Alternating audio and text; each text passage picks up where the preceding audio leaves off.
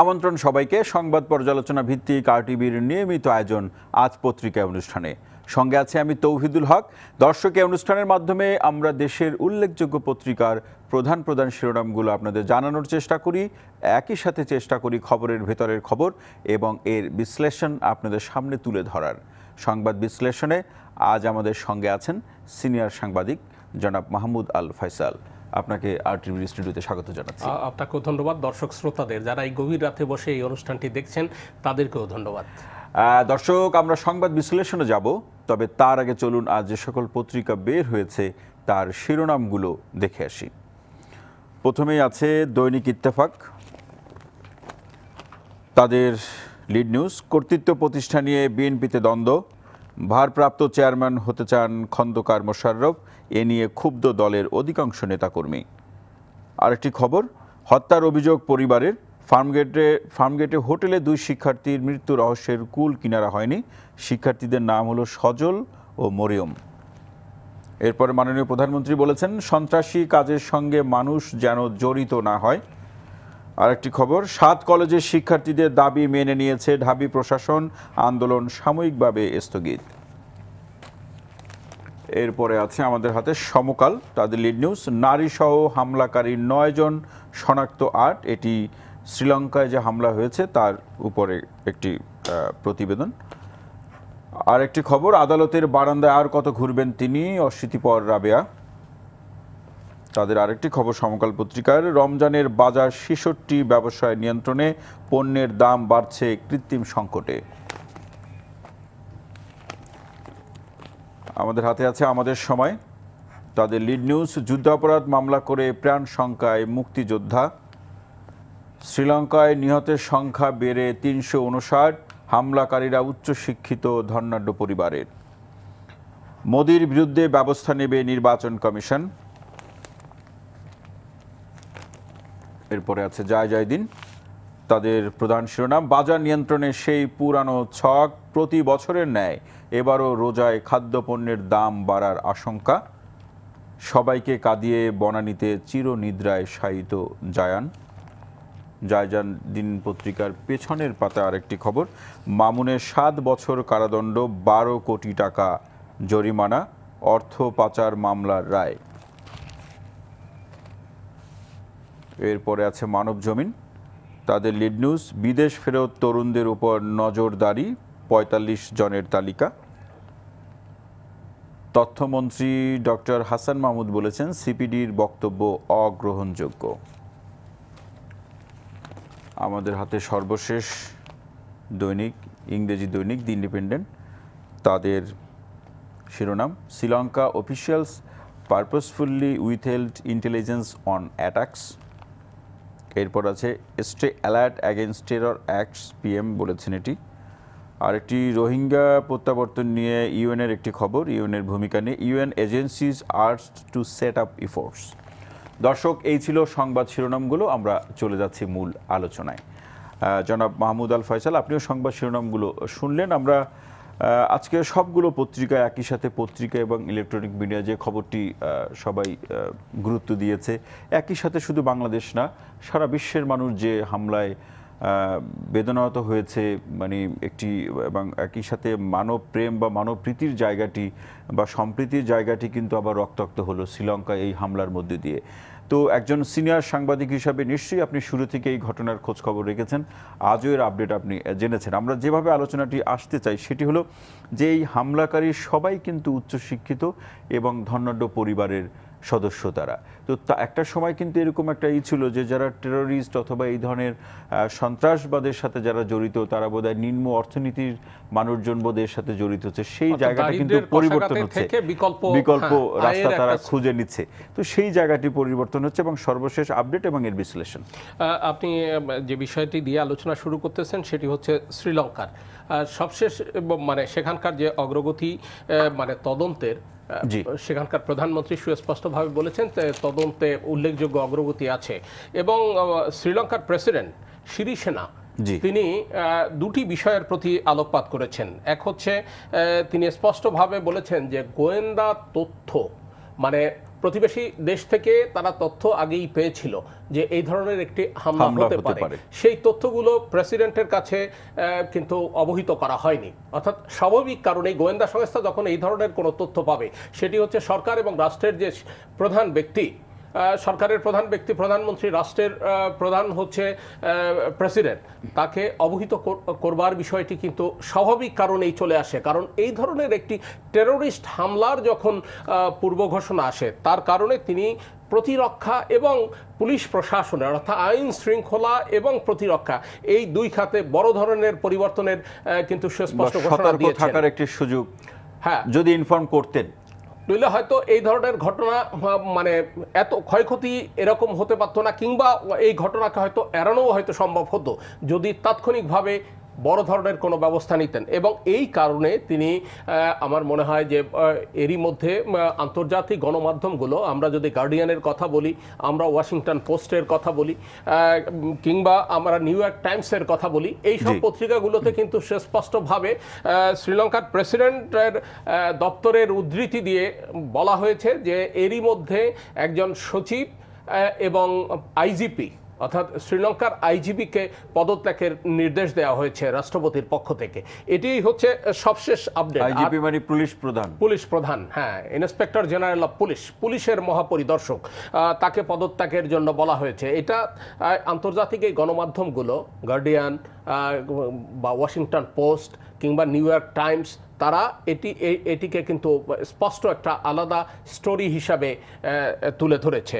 এবং সবশেষ আমি আসবার আগে এই বিষয়গুলো যখন দেখে আসছিলাম, তো যে বিষয়টি সেটি হচ্ছে এই ধরনের ঘটনা, এটি কিন্তু কারোই আকাঙ্ক্ষায় না।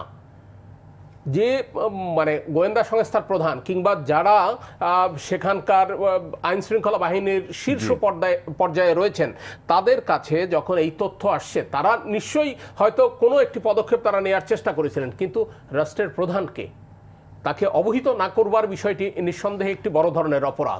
সেটি তো অবশ্যই, এখানে অনেকেই এটি বলার চেষ্টা করেছেন। আপনি এটি কিভাবে দেখেন যে তাদের মানে শ্রীলঙ্কার রাষ্ট্রের যে রাজনৈতিক দল কিংবা যে বর্তমান সরকার, তাদের মধ্যে যে অভ্যন্তরীণ যে দ্বন্দ্ব আছে, এটি কিন্তু স্পষ্ট। সেই জায়গা থেকে এই যে না জানানো, এটিও কিন্তু তার কোনো বহিঃপ্রকাশ কিনা, বা সেই কারণে সেটি হতে পারে কিনা, মানে এই সম্ভাবনাকে উড়িয়ে দেওয়ার কোনো অবকাশ নেই।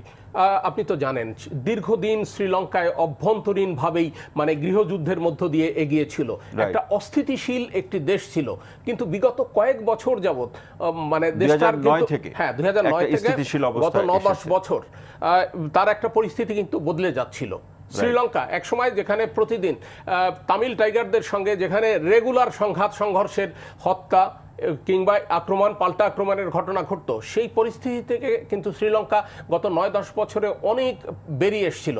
এবং এই কারণে কিন্তু পর্যটকদের একটা আকর্ষণীয় কেন্দ্রবিন্দুতে পরিণত হয়েছিল শ্রীলঙ্কা। আপনি তো জানেন, সেটা হচ্ছে যে জায়ান, আমাদের শেখ ফজলুল করিম সেলিমের নাতি, হ্যাঁ, তার মেয়ের ঘরের বড় ছেলে, মাত্র 8 বছরের সন্তান, উত্তরা সানবিম স্কুলের শিক্ষার্থী, এবং খুবই মায়াবী একটি চেহারা। সে পুরো পরিবারটাকেই কিন্তু মাতিয়ে রাখতো পুরো সময়। সেই ছেলেটি তার বাবা মায়ের সঙ্গে, বাবা মা এবং ছোট ভাইয়ের সঙ্গে শ্রীলঙ্কাতে মানে ভ্রমণে বেড়াতে গিয়েছিলেন। এই বেড়াতে গিয়ে তার বাবার অবস্থা তো জীবন মৃত্যুর সন্ধিক্ষণে, তিনি সংকটজনক অবস্থায় রয়েছেন। এখনও পুরো বিষয়টি বলা যাচ্ছে না যে তিনি ফিরবেন কি ফিরবেন না, এরকম একটি বিষয়। আর জায়ান তো সেখানে মারাই গেল। তার মা, মানে এই সময় জায়ান এবং তার বাবা প্রিন্স, তারা নিচে ওই মানে যে হোটেলে ছিলেন, সেই হোটেলে ব্রেকফাস্ট করার জন্য তারা সেখানে নিচে এসেছিলেন। অর্থাৎ আমরা তো জানি যে বড় হোটেলগুলোর মানে রেস্টুরেন্টটা, বুফে ব্রেকফাস্ট এবং রেস্টুরেন্ট, এটা নিচের দিকেই থাকে। তো সেখানে তারা এসেছিলেন, তার মা এবং জায়ানের মা এবং তার ছোট ভাই 1.5 বছরের, তারা ছিলেন হোটেল কক্ষে। এই কারণে সৌভাগ্যক্রমে তারা কিন্তু এই হামলা থেকে বেঁচে গেছেন। কিন্তু জায়ান মারা গেছে, তার বাবাও এখন এই সংকটজনক অবস্থায় রয়েছেন। এই পুরো বিষয়টি পুরো মানে শুধু শ্রীলঙ্কা না, শুধু বিশ্ববাসী না, আমাদেরকেও কিন্তু ব্যথিত করেছে। এবং আমি যে বিষয়টি বলতে চাই যে মাননীয় প্রধানমন্ত্রী তিনি ব্রুনাইতে গিয়েছিলেন 3 দিনের রাষ্ট্রীয় সফরে, সেখান থেকে সফর থেকে ফিরে এসে মানে এই জায়ান চৌধুরী তারও অত্যন্ত প্রিয় নাতি ছিলেন। আপনি জানেন শেখ ফজলুল করিম সেলিম ফুফাতো ভাই, তো সেই হিসেবে তারও অত্যন্ত প্রিয় ছিলেন জায়ান, মানে মাননীয় প্রধানমন্ত্রীরও অত্যন্ত প্রিয় ছিলেন। এবং জায়ানের সঙ্গে আমরা আন্দালিব রহমান পার্থ কিংবা জুনায়েদ আহমেদ পলক আমাদের মাননীয় প্রতিমন্ত্রী তাদের কাছ থেকে শুনেছি, বক্তব্য হচ্ছে যে মাননীয় প্রধানমন্ত্রী যখনই জায়ানকে কোথাও পেতেন কোনো অনুষ্ঠানে বা পারিবারিকভাবে, তখনই তার কাছ থেকে তিনি কুরআন তেলাওয়াত শুনতে চাইতেন। আপনি দেখেন এরকম মানে আন্দালিব পার্থ একটি তথ্য দিয়েছিলেন যে এরকমও ঘটনা ঘটছে, মাননীয় প্রধান বলছি মানে তাকে পেয়েই বলছে যে তুমি একটু তেলাওয়াত শোনাও, তো তখন জায়ান বলছিল যে আমি তো উজু করে আসিনি, তো আমি উজু করে আসতেছি, এই বলে সে দৌড়ে গিয়ে উজু করে এসে তারপর কুরআন তেলাওয়াত শুনেছে। তো মানে কতটা কাছে থাকতো, দাদু বলে জড়িয়ে ধরতেন মাননীয় প্রধানমন্ত্রীকে। এবং প্রধানমন্ত্রীও ব্রুনাইতে 3 দিন সফর শেষে তিনি যখন এই তথ্যটি পান, তার বেদনা বিধুর মন, তার চোখে অশ্রু দেখেছি আমরা বিমানবন্দরে, তিনি যখন এসে 2 ভাই বোনকে আমরা কাঁদতে দেখেছি। হ্যাঁ, এটি আমরা টেলিভিশনের পর্দায় দেখেছি। আমরা এই জায়ান এবং তার বাবার জন্য আমাদের সমবেদনা থাকবে এবং আমরা প্রার্থনা করি তার বাবা সুস্থ হয়ে আমাদের মাঝে ফিরে আসুক এবং জায়ানকে সৃষ্টিকর্তার নিরাপদে রাখুক। আরেকটি ব্যাপার যে এই ঘটনার মধ্যে দিয়ে কিন্তু দক্ষিণ এশিয়ার নিরাপত্তা নিয়েও কিন্তু একটা প্রশ্ন দেখা দিয়েছে। বিশেষ করে আমরা যদি আমাদের দেশের কথা বলি, মাননীয় প্রধানমন্ত্রী কিন্তু আজকে বলেছেন যে সন্ত্রাস এবং জঙ্গিবাদের ব্যাপারে সতর্ক থাকতে বলেছেন। একই সাথে আমরা আরও একটি খবর এরকম দেখতে পাচ্ছি, সেটি হলো যারা বিদেশ ফেরত তাদের উপরেও কিন্তু অতিরিক্ত নজরদারি রাখা হচ্ছে। বিশেষ করে 45 জনের একটি তালিকাও তৈরি করা হচ্ছে। তো আমাদের দেশের নিরাপত্তার বিষয়টি নিয়ে কোনো ধরনের দুশ্চিন্তার মানে আমাদের দেশের মানে এই জঙ্গি দমনে সবচেয়ে বেশি কাজ করে হচ্ছে কাউন্টার টেররিজম ইউনিট, আর তার যে প্রধান মনিরুল ইসলাম, একদিন আগে কিন্তু আমরা তাকে বলতে শুনেছি একটি কথা। তিনি যেমন একদিকে বলেছেন যে বাংলাদেশে এই উগ্রবাদ, মৌলবাদ কিংবা জঙ্গিবাদ এটি মানে নির্মূল করা সম্ভব না হলেও একেবারেই নিষ্ক্রিয় করে দেওয়া সম্ভব হয়েছে, এটি যেমন তিনি বলেছেন। আবার তিনি পাশাপাশি একটি আশঙ্কার কথাও বলেছেন, একটি শঙ্কিত হবার মতো তথ্যও বলেছেন। তিনি বলেছেন যে শ্রীলঙ্কার এই ঘটনা, এই যে ঝিমিয়ে পড়া কিংবা নিষ্ক্রিয় হয়ে পড়া এই জঙ্গিদেরকে নতুন চেতনায় উজ্জীবিত করতে পারে, এটি কিন্তু আমাদের আশঙ্কার বিষয়। আমরা শ্রীলঙ্কাতে যে ঘটনাটি দেখলাম সেটি কিন্তু এখন সাধারণত হচ্ছে উৎসব কেন্দ্রিক বা উৎসবকে কেন্দ্র করে এই ধরনের হামলাগুলো হচ্ছে। তো সেই জায়গা থেকে আমাদের আগামী মাসে পবিত্র রমজান শুরু হবে, রমজান শেষে পবিত্র ঈদ, তো সামনে কিন্তু আমাদের উৎসব আছে।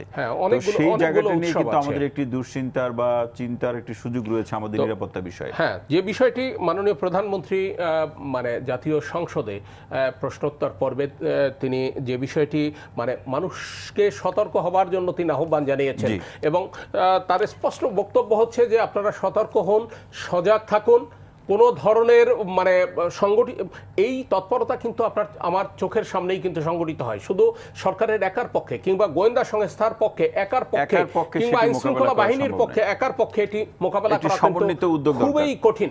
সামাজিকভাবেই এই জঙ্গি তৎপরতার বিরুদ্ধে প্রতিরোধ গড়ে তুলতে হবে। সামাজিক প্রতিরোধের জন্য আপনাকে কি করতে হবে? আপনি যেখানে বসবাস করেন আপনার আশপাশে আপনি যদি এই ধরনের কোনো রকম একটি তৎপরতা আপনি লক্ষ্য করেন, যে কোনো মানে যেটি স্বাভাবিক নয়, অসঙ্গতিপূর্ণ একটি ঘটনা, যে ঘটনাটা আপনাকে আন্দোলিত করবে, আপনাকে নাড়া দেবে, আপনি সেই ঘটনাটা যদি তাৎক্ষণিকভাবে আইন শৃঙ্খলা রক্ষাকারী বাহিনীকে অবহিত করেন, আমার মনে হয় 2-এর তড়িৎ অ্যাকশনে এই ধরনের যে কোনো পরিস্থিতি মোকাবেলা করা সম্ভব। তবে সামাজিক শক্তিকে এগিয়ে আসতে হবে, আইন শৃঙ্খলা বাহিনীকে এবং গোয়েন্দা সংস্থাগুলোকে আরো বেশি তৎপর হতে হবে যেন এই ধরনের মানে ন্যাক্কারজনক ঘটনার মুখোমুখি বাংলাদেশকে না হতে হয়। আর আপনি যে বিষয়টির উপর বলছেন যে বিদেশ ফেরত তরুণদের উপর নজরদারি, আমার মনে হয় এটি একটি মানে কোনো একটি হয়তো গোয়েন্দা সংস্থার বা কোনো কোথাও থেকে কোনো একটি তথ্যের কারণেই 45 জনের এই একটি তালিকা করা হয়েছে। মধ্যপ্রাচ্যের কতগুলো দেশ আছে, যেসব দেশে কিংবা আইএস এর সঙ্গে সম্পৃক্ততার কোনো নমুনা থেকে যদি এটা হয়ে থাকে, আমরা সরকারকে বলবো যে তথ্য উপাত্ত সাপেক্ষে এই 45 জন যদি সন্দেহের তালিকায় থাকে তাদেরকে অবিলম্বে আইনের আওতায় নিয়ে আসা হোক এবং তাদের মানে যে ধরনের পদক্ষেপ নিলে তাদের কাছ থেকে শঙ্কার কোনো বিষয় থাকবে না, সেই বিষয়ে তড়িৎ পদক্ষেপ নেওয়া হবে।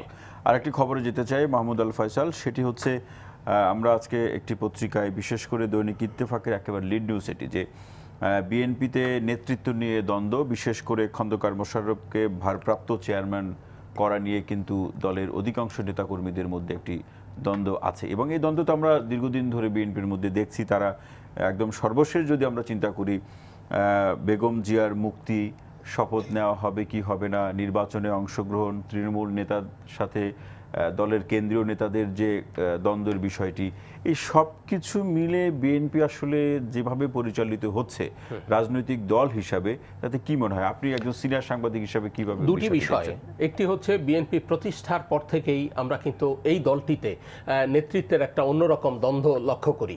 একসময় বিএনপিতে একাধিক ধারা কাজ করত।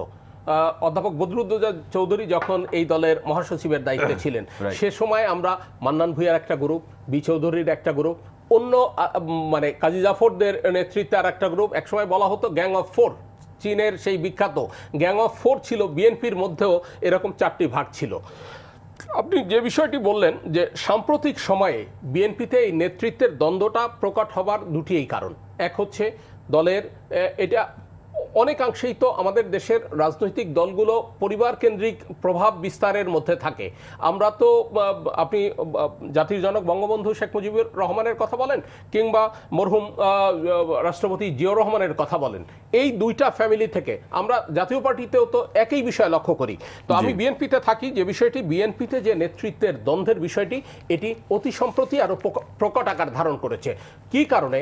দলের তৃণমূল বিক্ষুব্ধ হয়ে উঠছে কেন্দ্রীয় নেতৃত্বের উপর, কারণ কেন্দ্রীয় নেতৃত্ব দলের চেয়ারপারসন কারারুদ্ধ বেগম খালেদা জিয়ার মুক্তির জন্য রাজপথে কোনো কার্যত আন্দোলন গড়ে তুলতে পারেনি। একটি নির্বাচন তারা প্রত্যাখ্যান করেছে, নির্বাচনে অংশগ্রহণ, এবং অংশগ্রহণ পরবর্তীতে নির্বাচনে ভরাডুবির পরে এই নির্বাচনকে তারা প্রত্যাখ্যান করেছে। এই প্রত্যাখ্যান পরবর্তী যে রোড অফ মানে যে ওয়ে অফ অ্যাকশন প্ল্যান ছিল, সেই অ্যাকশন প্ল্যানে তারা না থাকায় যে বিষয়টি এখন চেয়ারম্যান তারেক রহমান হচ্ছে ভারপ্রাপ্ত চেয়ারম্যান, তিনি লন্ডনে দীর্ঘদিন যাবৎ রয়েছেন এবং তার বিরুদ্ধে মামলা আছে, দেশে তার বিরুদ্ধে গ্রেপ্তারি পরোয়ানা আছে, সমস্ত তিনি অলরেডি সাজাপ্রাপ্ত আসামি।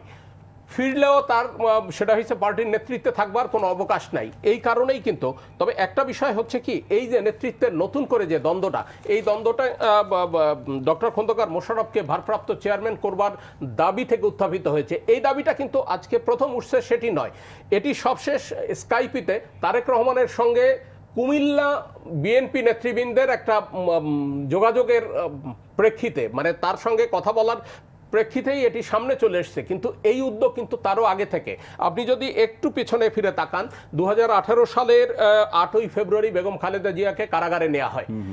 8ই ফেব্রুয়ারির পরে ঠিক একদিন পরে 9 ফেব্রুয়ারি বাদে 10ই ফেব্রুয়ারি বিএনপির স্থায়ী কমিটির একটি মিটিং হয়। সেই মিটিংয়ে প্রিজাইড করেছিলেন ডক্টর খন্দকার মোশাররফ।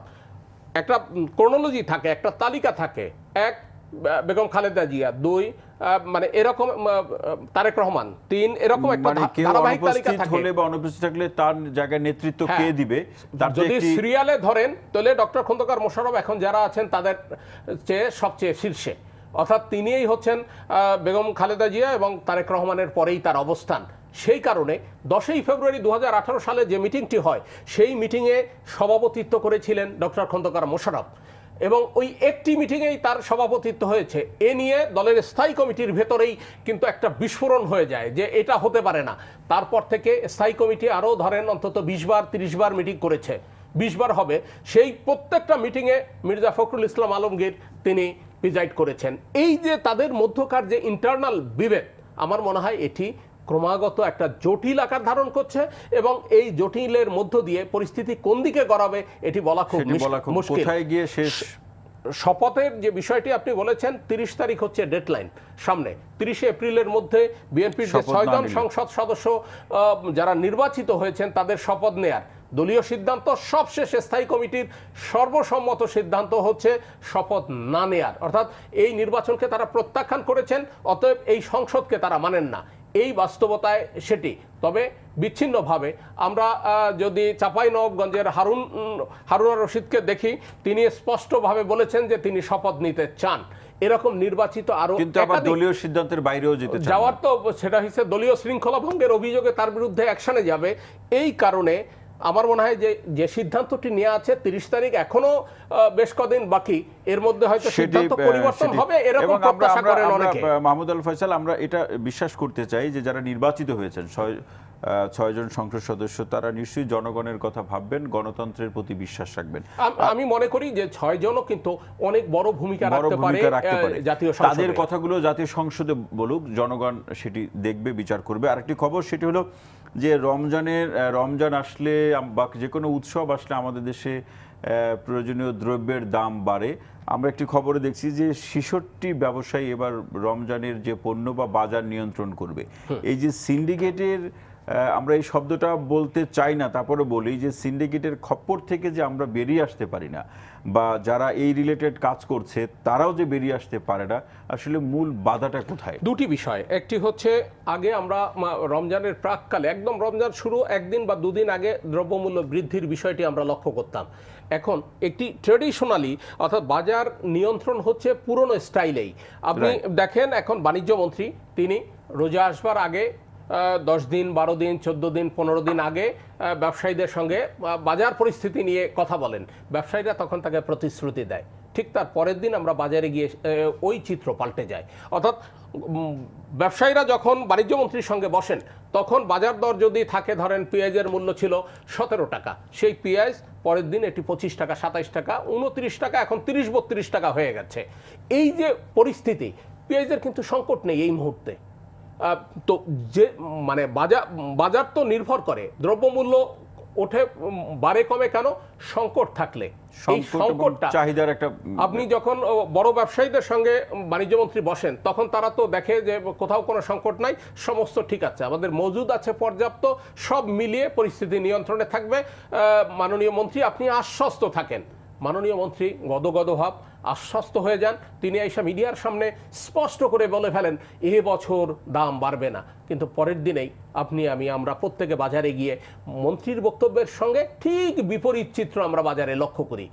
অতীতে 30 দিন, 32 দিন বা 35 দিন এই বাজারটা মানে বৃদ্ধি থাকতো, এবছর থেকে এটি আরো 15 দিন এগিয়ে আসছে। অর্থাৎ রোজা শুরু হওয়ার 15 দিন আগেই বাজারে সকল যেসব রমজান কেন্দ্রিক যেসব পণ্য, ছোলা, চিনি, ডাল, মানে তারপর এই যে টোটাল বিষয়, সয়াবিন তেল, এই বিষয়গুলো প্রত্যেকটা জিনিসের দাম 15 দিন আরও আগে, রোজার 15 দিন আগে, অর্থাৎ এবার বাজারটা নিয়ন্ত্রণ হচ্ছে 1.5 মাস। আমরা খুচরা ব্যবসায়ীদের সঙ্গে যখন কথা বলি, তারা বলতেছেন বড় ব্যবসায়ীরা কৃত্রিম সংকট সৃষ্টি করছেন।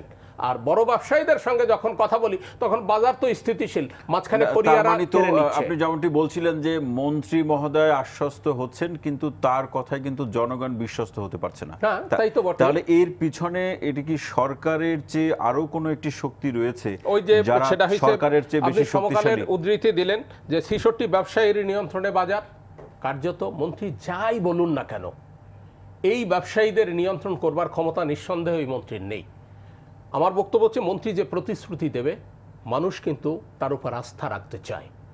আমার পরিষ্কার বক্তব্য, মন্ত্রী যে প্রতিশ্রুতি দিয়েছেন, তার উচিত এই বিষয়ে এসে জাতির সামনে খোলাসা করা যে আমি চেষ্টা করেছিলাম, ব্যবসায়ীরা আমাকে এই কথা দিয়েছিল, ব্যবসায়ীরা তাদের সেই কথা রাখেনি। তো কোন ব্যবসায়ী রাখেনি? তারা তো এই দেশেরই সন্তান। ওই যে 66 যে ব্যবসায়ীর নিয়ন্ত্রণে বাজার, এই 66 জন কি আপনার আমার অচেনা? নিঃসন্দেহে না, সরকারের অচেনা। তাদেরকে ডেকে আনুক, তাদের সঙ্গে আবার বসুক। আমার মনে হয় যে বাজারের যে এখন পরিস্থিতি নিয়ন্ত্রণহীন, বলগা হরিণের মতো যদি বাজার এরকম অস্বাভাবিক বাড়তে থাকে, সর্বসাধারণের দুর্বিষহ হয়ে উঠবে জীবনযাপন। এটিও আমরা এভাবে বলে শেষ করতে চাই, সেটি হচ্ছে যে এই সাধারণ মানুষের সরকারের কাছে যে প্রত্যাশা, সেই জায়গাটি কিন্তু সাধারণ মানুষ ব্যাহত হবে, তাদের মনক্ষুণ্ণের একটা বড় জায়গা তৈরি হবে। আমরা মনে করি যে মন্ত্রী মহোদয় এই 66 ব্যবসায়ী কিংবা আরো কারোর সাথে যদি মিটিং করার দরকার হয়, যেমনটা আপনি বলছেন, পরিবর্তে 100 পরিবর্তে 160 হোক, তাদের সাথে মিটিং করে কার্যকরী ব্যবস্থা গ্রহণ করবেন। আমরা সেটি দেখার অপেক্ষায় রেখে অনুষ্ঠান শেষ করব। জনাব মাহমুদ আল ফয়সাল, আপনাকে অসংখ্য ধন্যবাদ আমাদের সময় দেওয়ার জন্য। দর্শক, আজ পত্রিকা অনুষ্ঠানটি আজ এখানেই শেষ করছি এবং একই সাথে আপনাদেরকে জানিয়ে রাখতে চাই, আজ পত্রিকা অনুষ্ঠানটি শনি থেকে বুধবার রাত 1:30 সম্প্রচার হয়। দেখার আমন্ত্রণ রইল। সবাই ভালো থাকুন, সুস্থ থাকুন, নিরাপদে থাকুন এবং RTVর সাথেই থাকুন।